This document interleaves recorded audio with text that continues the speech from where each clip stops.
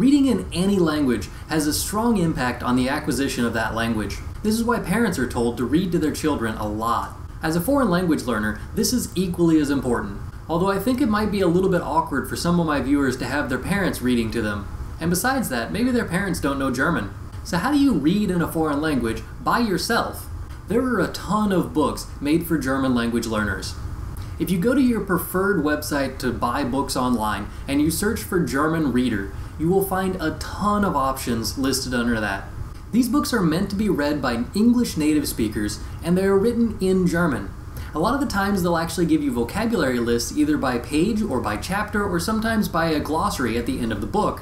Some of these books will also give you grammar help that's supposed to tie into the particular book you're reading.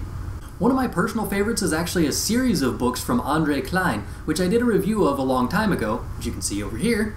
And you can find his books at learnoutlive.com. Link in the description, of course. There are now 4 books in that series, and some of them even have audio versions. This way you can hear somebody else reading the book to you. And you don't have to have your parents read to you, which is kind of nice.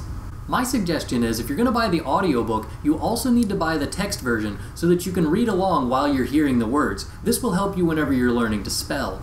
German readers, however, are not the only option for German language learners. There are a ton of German children's books on childrensbooksforever.com. In fact, there's a bunch of languages there. These are children's books, which means that they are relatively low-level vocabulary, low-level grammar, and easier to read for those beginners. And the best part about Children's Books Forever is, it's free. And you can find a review of that over here. It's a good place to start learning to read to yourself, especially if you're at that beginner level. In addition to German readers and German children's books, you can also find a bunch of simple German language books online. If you just Google simple German books for beginners, you'll find a ton of options. A bunch of different people online have given different opinions about what books you should read as a beginner and what ones would actually be at a beginner level. Since there are so many varying options on that, I'm just going to let you guys fight that one out in the comments down below.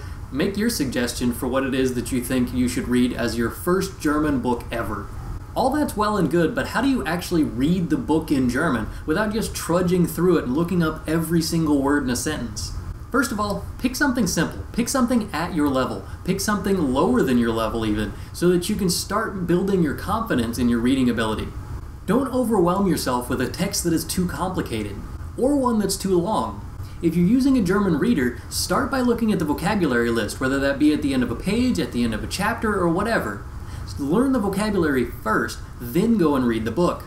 If you aren't reading a German reader, you probably don't have a vocabulary list in your book, so you're just going to have to start jumping into it. While you're reading, start reading at one paragraph at a time. Don't stop every time you come to a word you don't know. You don't need to understand every single word in a sentence anyway. That's true of any language. If you stop at the end of a paragraph, then you can go back and find those words that you didn't know. You can start looking up the ones that come up more often. Put these words onto a list of your own so that you can do these as flashcards and study them later. As you continue reading, you'll find that you have to stop less often for words that you don't know because you're building the vocabulary while you're reading. Once you get comfortable actually reading the story without stopping a bunch, you can start to really enjoy the story. So what kind of books are best for you? Well, there's something to be said for finding a book that you actually enjoy reading. But keep in mind that you're also doing this so that you can learn a foreign language. So you need to find books that will build your vocabulary in ways that you need that vocabulary. If you're not going to be talking about vampires and werewolves all the time, you probably don't need to read a German book about vampires and werewolves. The vocabulary is just unnecessary for you. If you're going to school, however, you may want to read a book about someone who's going to school, even if that person is a vampire. Read books about people who share the same profession as you. Read books about people who play the same sports and like the same things as you. These types of books will teach you specific vocabulary that you need for your daily life. Basically what I'm saying is direct your book reading towards your language learning. And you'll find that learning a foreign language can be both rewarding and fun.